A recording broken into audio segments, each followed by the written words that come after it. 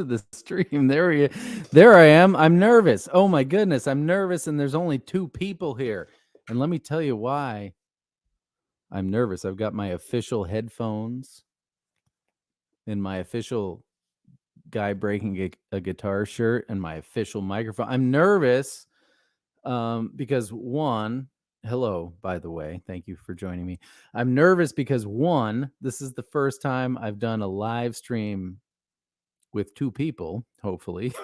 So hope everything works out. And 2, our guest today is a very special guest to me, let alone a very special guest. You know, when I was a tot, and I bought Pearl Jam's Vitology because that's what the cool kids in the neighborhood said that I should do. And until then, I had played a lot of jazz on my trumpet, and I was a super orchestra jazz guy. And I thought, what is this Pearl Jam thing, and why should I be listening to this rock and roll? Because I was roughly 55 years old when I was 12, and nonetheless, I dutifully, many of you have heard this story, listening now and in the future before, but I'll tell it really quick. What is this Pearl Jam thing, and why should I be listening to this rock and roll? And there he is, Richard's in the things. This is great. And I listened to Vitology a bunch, and it didn't click yet, because it was new. But one song finally got me, and it was Nothing Man.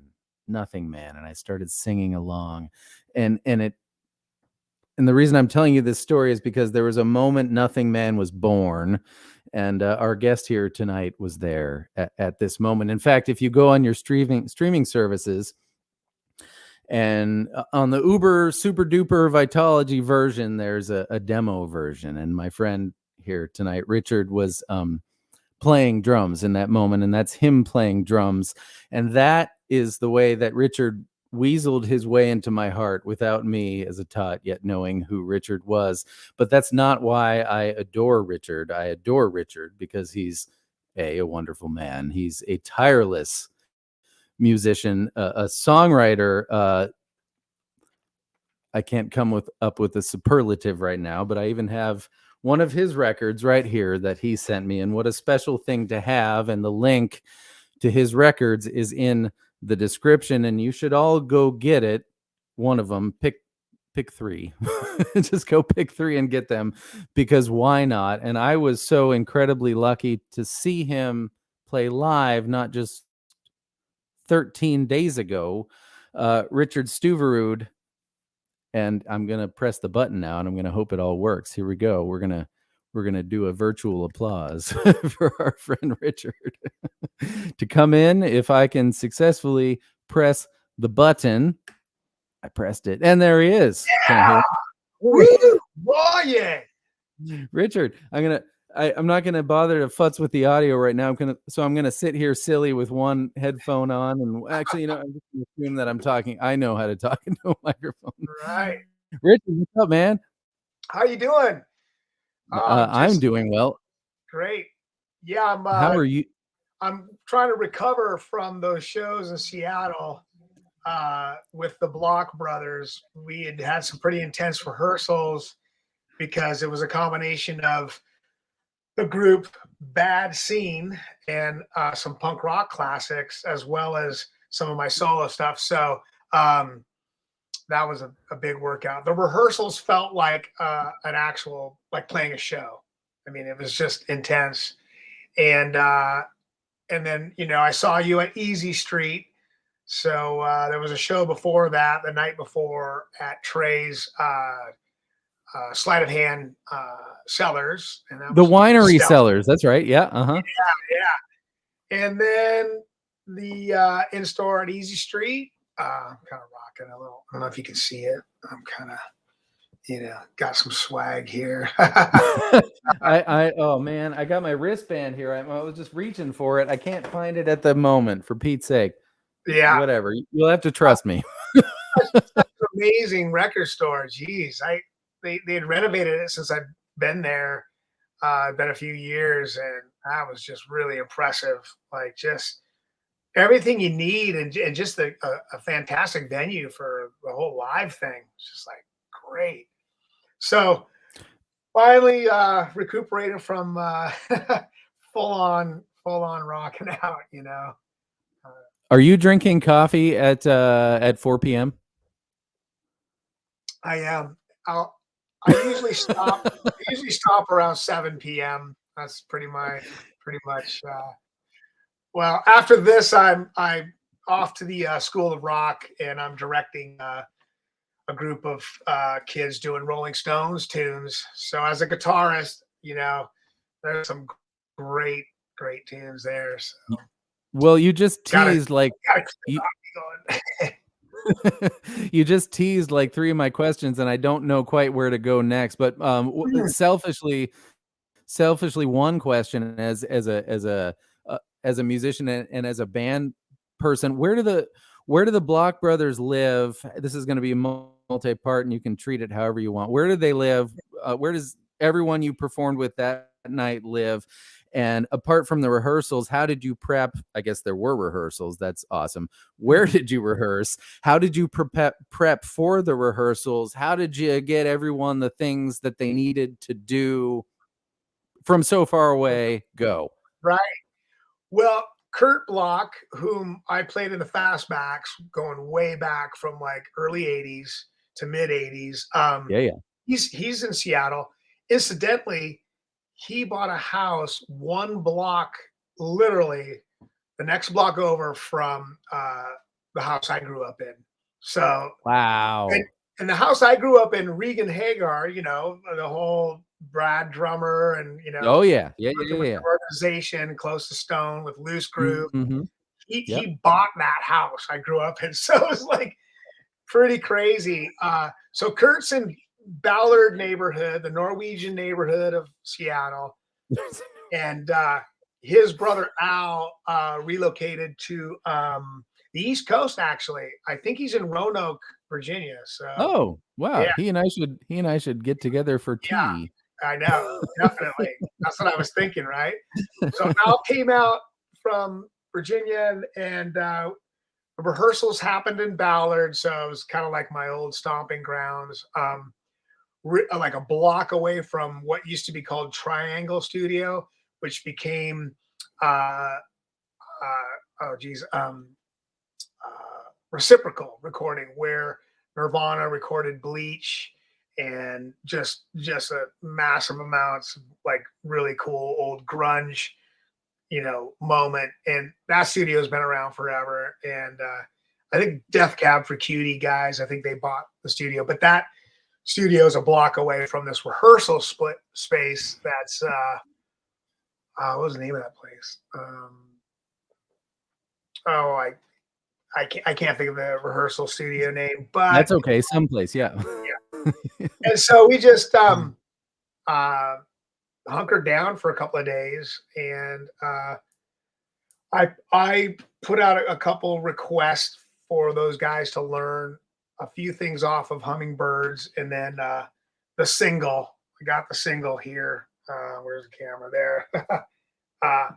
7-inch, and that was pretty cool to get them to kind of, you know, figure out some of my tunes. And then those guys put out 2 records of kind of some punk rock covers and some originals. And so what was really awesome is the combination of material. I almost felt like when I got to some of my songs, more of the power pop thing, it was almost like a breather, even though I'm singing lead vocal from behind the kit, right? So yeah, that was a really, really cool combination. And I think it came together pretty well. So pretty happy about that. I thought it came together great. I kind of wanted to, you know, there's being nervous and there's being excited. And I think when you're headed into something like that, it's a mix of the two, right? And Totally. okay, so we're this is what I want to ask. What I want to ask is, how did you, this is leading up to that question. How did you get the key to my secret diary where I wrote I wish Stone and Richard would play a show at the same weekend in Seattle, right. and I'm going to be there. How did it come to be like that? And I was Yeah. just so giddy to be there. And Yeah. yeah, so how did the opportunity present itself? Please. Well, what's funny about that, Ryan, is it's just this like serendipitous moment of just I had no idea. I mean, I put the idea of doing the in-store, and they were available that weekend. They had that slot, that Saturday slot open, and it was perfect timing because the single, was on Bandcamp and ready to go. And I'd shipped up some copies, so the record store had it. And then as that was all getting sort of finalized, then I realized Painted Shield was playing the same night, and my first thought was like, oh no, like it's going to be difficult because I know a lot of Pearl Jam fans are obviously want to see that. They're a great project, man, amazing musicians. Um, but it's one of those things like so much happening all at the same time, and but I think it worked out pretty well. I mean, I was really impressed with the turnout at all of these shows, There were including people yeah, at Easy Street. There were people spilling out and into the, almost in danger of getting run over by the cars. It was, when Kara and I were like, we're gonna go to Painted Shield, and then we saw that you were playing, yeah, we were like that.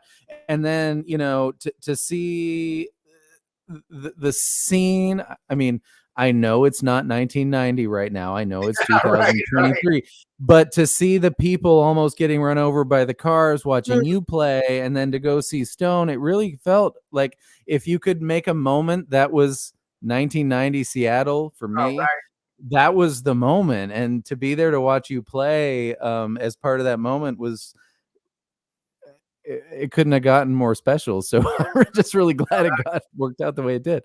Well, it's kind of amazing too. I mean, I try not to trip out too much on the existential thoughts of like, what it's meant to be a drummer in Seattle, pre-grunge. I mean, the fastback moment. I mean, that was like this kind of punk power pop, experience that, predates the grunge thing.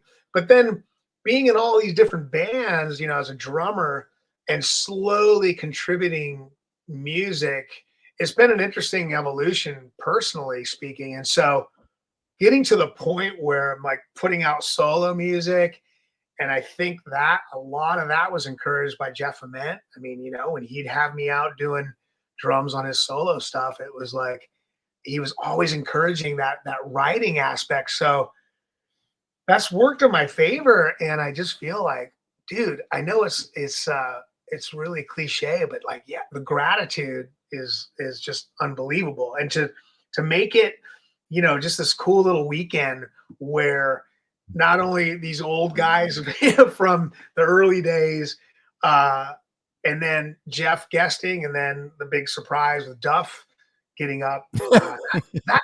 That was just like so incredible because Duff was the original drummer in the Fastbacks. So I replaced him in like 1981, and you know who told me that? Yeah, just to have it go full circle like that was really. It was almost like beyond, celebrating the release of my single, and it was almost like this reunion of sorts, and that kind of timing. And again, with like so much going on in Seattle, it really, really special moment, So that's something that, yeah, it's hard to kind of articulate in a way, but that to me was just, yeah, that was just so awesome. And it was great seeing you, man. It was great seeing you. I didn't have time to have a proper chat with you. We had technical issues, and man, you were busy. Dude, I was so stoked, man. It's like, Ryan in the flesh. That's what you said. And now we have hugged. We are huggers. We hug. It's fine. No big deal. No, we'll see each other again. We're gonna have coffee in Oakland. Speaking of, listen, you grew up. I'm just going now, but you grew up, and you just make a sign of some sort when you have to go, because I know you have to go, and I just realized I hadn't looked at the clock, and 15 minutes has got. So just and no, yeah, when you do, but so you grew up in Seattle. Why? And I know this is unrelated to the topic, but why did you make your way to the Bay? Because I made my way to the Bay from Pittsburgh. So, Oh, wow. Well, I need to tell you something. I'm not a hopeless romantic. I'm a helpless romantic. No, my wife, that's the reason I moved out to Chicago, and it was like this moment where like, maybe I'll give Seattle a break. And so back in 98, I moved to Chicago to kind of try this whole new experience. And then that led to living in Philadelphia, where my son was born. And so we did the East Coast thing, New York, Philly. And then, my wife got an offer to teach at an art school in San Francisco. So that's what brought us back to the West Coast. And then being closer to Seattle, hometown, it all gelled really well, So yeah, sometimes the romantic thing can take you places that and us musicians, we have there's an upside and a downside to everything, and we never have desk jobs. Right, so it's like, okay, we'll go do our thing elsewhere. That's cool. Yeah, exactly. No, and what's amazing is thinking of all the day jobs in between, like the rock and roll moments, the tours and all the different projects. And it's like, it's actually really funny. I mean, I had a telemarketing job in Chicago, and I realized like 3 days into it, how often can a person hear the word no? Like, no, thank you. I'm not interested. And it was just like after a while, it's like, okay, I got to think of something else, But I just I had a telemarketing job before, and it's actually a good learning experience. Yeah, because there's that. My dear friend, and when I lived on Lake Merritt, when I was your neighbor and we didn't know each other on Lake Merritt, my dear friend flew up to Seattle to be there as well with me. So just so that two people went through a lot of effort to be in the same place, far away. That's all. That's amazing. When were you out here again? You were out here. Oh gosh, I was out there from 2003 till 2018. Wow. Yeah, that's amazing. we just kind of missed each other. I want to ask you, because we're not only we're sharing these very similar experiences with telemarketing, but we are also, you and I are also both teachers, and I know there's this saying, if you can't do, teach, and I totally disagree with that saying, because there are people who cannot teach. I mean, interesting. Teaching to me, as someone who thinks about things way too much, teaching is the sacred duty of all humans. If you could think about, no one would ever know how to do anything if you didn't teach. But it wasn't always, okay, now let's sit down and let's learn. It was right. But everyone teaches, whether they know it or not. What I'm trying to say is that the fact that you're a teacher is very dear to my heart, because it's an important job. Right. And it's not something that everyone can do. So screw that if you can't do teach thing. I think that's the dumbest. I think whoever said that has never taught. Because it's, well, what's interesting about that is it's a strange thing to be a teacher when you've also sort of like have been like self-taught. Like, I'm a self-taught drummer. I've never taken one lesson in my life, and my reading skills are pretty much nil, which I think puts me at least in a similar category of, I read an article with Dave Grohl basically saying I've only played drums by ear and I can't read music, But that being said, what's interesting is I'm finding as a teacher, like trying to teach one of the most difficult things with feel. So it's not anything that you're looking, on the page. Nothing against theory, because that's hand-eye coordination and amazing, other elements to uh, performing on your instrument of choice. But yeah, with a lot of my drum students, it's like, okay, we're gonna just really get into this element of like how we're kind of applying even like simple grooves and beats and whatnot. So it is kind of interesting though. It's just kind of reflecting on that, like, oh wow, I'm self-taught and now I'm teaching this thing. It's literally exactly my story, exactly. And there's Oh wow. first of all, there's no such thing as being self-taught. And was talking about this with Mm, one of my students recently. There's because I mean, I think self-taught. I know what you mean when you say that, but you can't be self-taught unless someone gave you a drum set when you were born and shoved you in a room in the basement and never because you're always listening and learning and right. doing right. Very And good. yeah, forget about reading music because people have been able to speak for 2 million years, Yeah, but they've only been writing things down for like 10,000, whatever. Okay, that's so the awesome.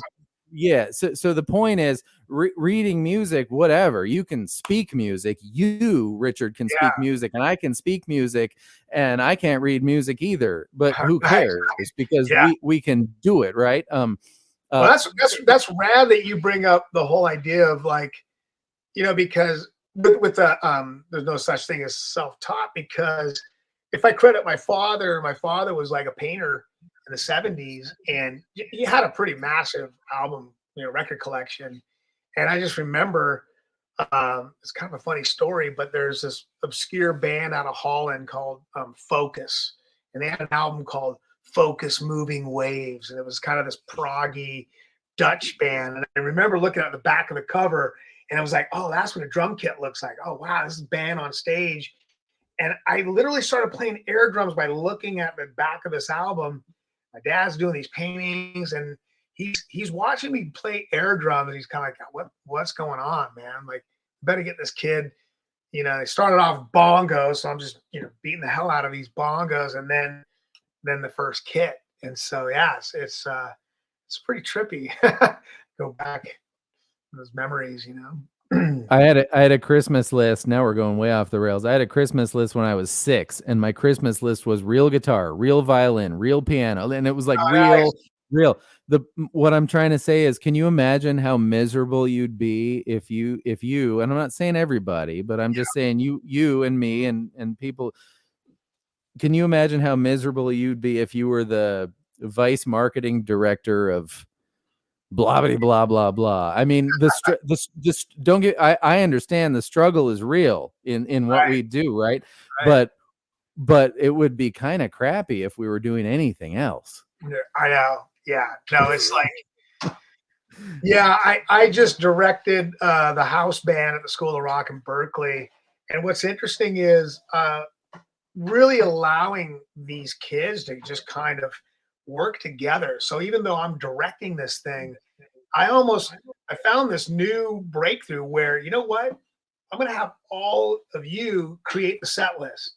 So even though like we're in this position, okay, everybody, we got to focus. And, okay, here are the songs, and we need to like. And I'm like, you all need to sort this out. And it gave them some empowerment. And then in turn, we just finished a show last night, and every student unanimously was like, that was the best show we ever played.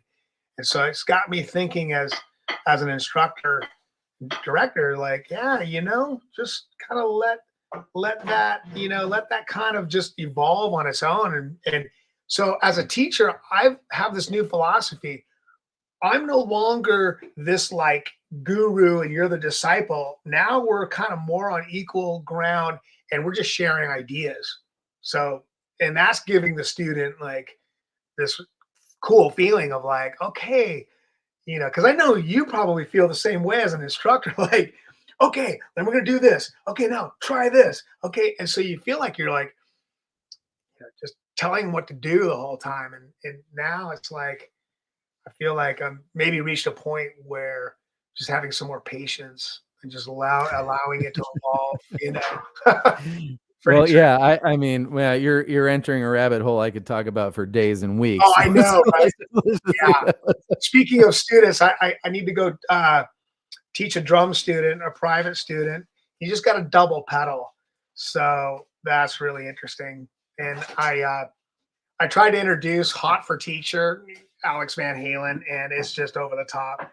But his eyes just lit up. He's just like, whoa, do I need to get another bass drum or maybe 2 more bass drums? I'm like, no, you're pretty good with the double pedal.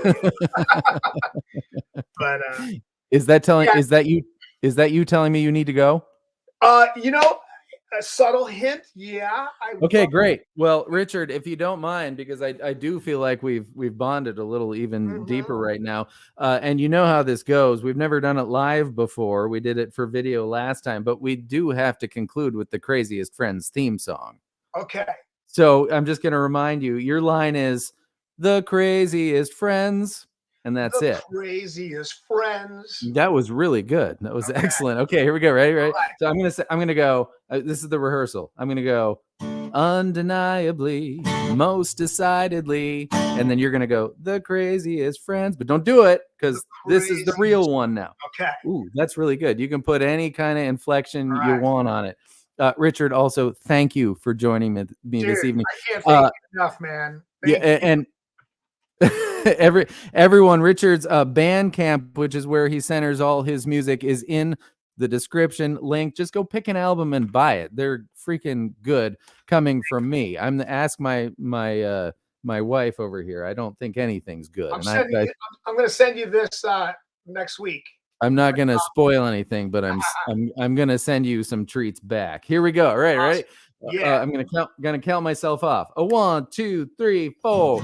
Undeniably, most decidedly, the craziest friends.